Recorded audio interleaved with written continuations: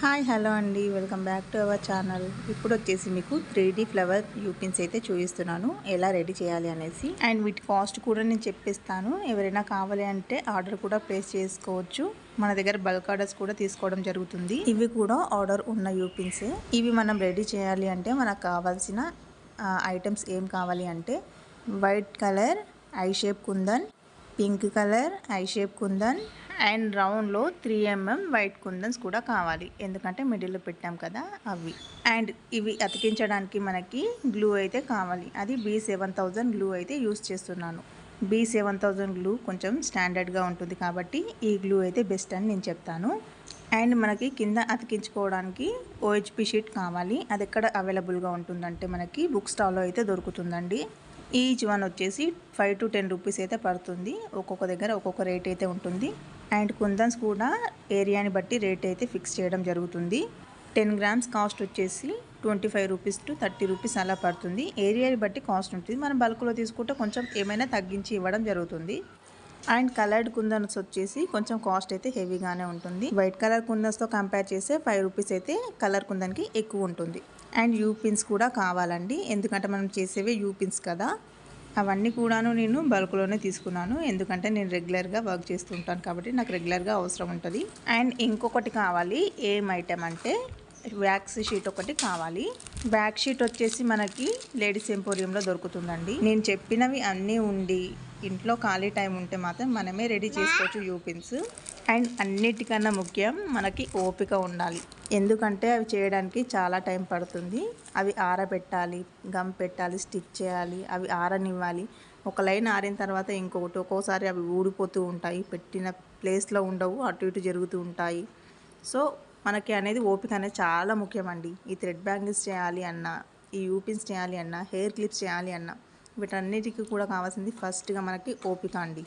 మీరే చూస్తున్నారు కదా, ఒక్క యూపిన్ రెడీ చేయడానికి, ఒక్క ఫ్లవర్ చేయడానికి యూపిన్లో ఎంత టైం పడుతుందో నాకే.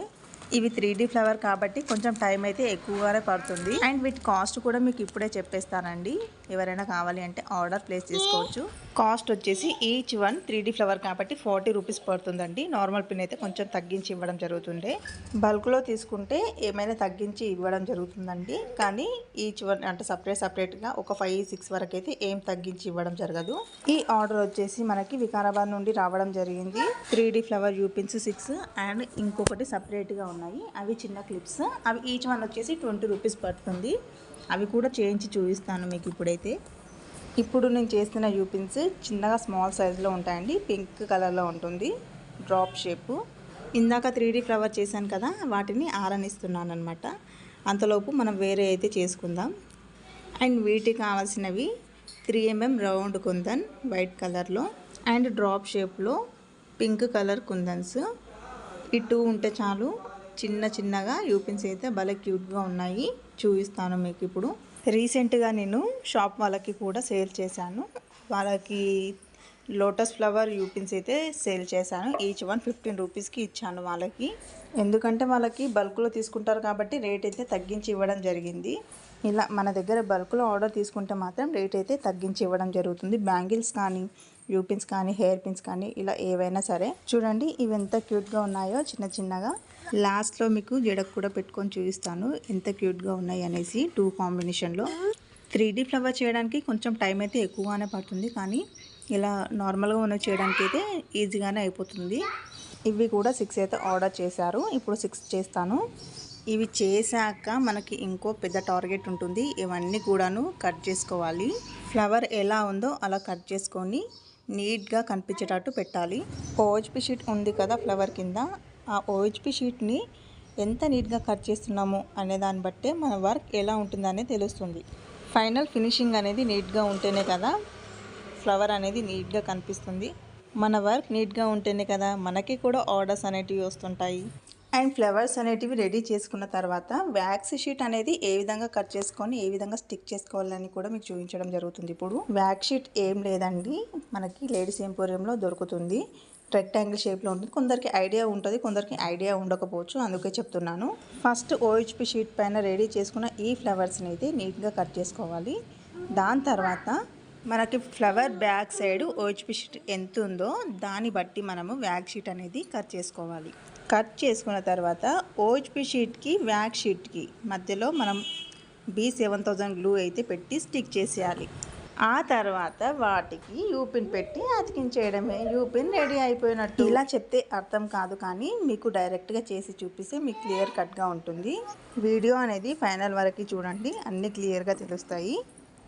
స్కిప్ చేశారంటే మాత్రం మీ ఇష్టం, మీకు మొత్తం ఎలా వర్క్ చేసుకోవాలి అనేది తెలియకుండా పోతుంది. అంతకుముందే ఒక విషయం అండి, కొత్తగా ఛానల్ చూస్తున్న వాళ్ళు లైక్ ఇచ్చి సబ్స్క్రైబ్ చేసుకోండి, మన ఛానల్ని సపోర్ట్ చేయండి. కొత్తగా థ్రెడ్ బ్యాంగిల్స్ బిజినెస్ స్టార్ట్ చేసిన వాళ్ళకైతే ఈ వీడియో అనేది చాలా యూస్ఫుల్ అవుతుంది.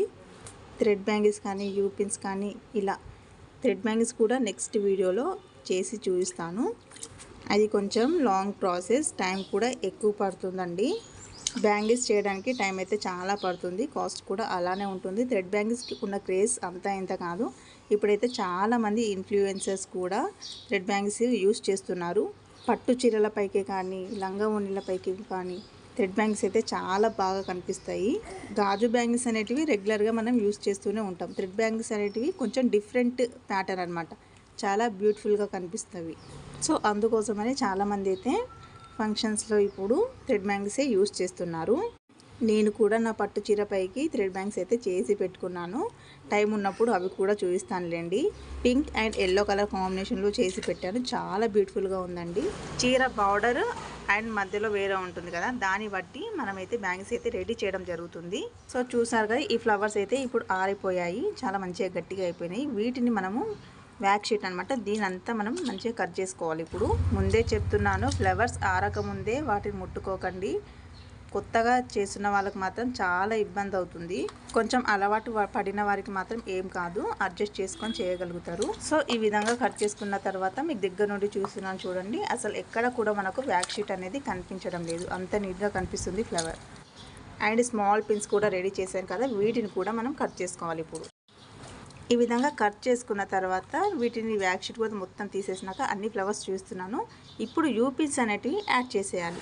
ఈ యూపిన్స్ కాస్ట్ వచ్చేసి 40 రూపీస్ పడుతుందండి. ఎంత బ్యూటిఫుల్గా కనిపిస్తున్నాయి అంటే అంత బ్యూటిఫుల్గా కనిపిస్తున్నాయి.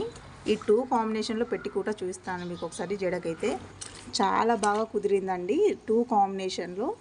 కొందరు పెద్ద జడ బిల్లలు కూడా పెట్టుకుంటారు కదా, అలా పెట్టుకోకుండా వీళ్ళన్నీ స్మాల్గానే ఆర్డర్ చేసుకున్నారు. చూడండి, మనం ఇంతసేపు కష్టపడిన దానికి ఫైనల్ అవుట్పుట్ అయితే ఎంత నీట్గా వచ్చేసిందో మీ జడకు పెట్టి కూడా చూపిస్తున్నాను. ఈచ్ వన్ 1 by 1 పెట్టాను అనమాట.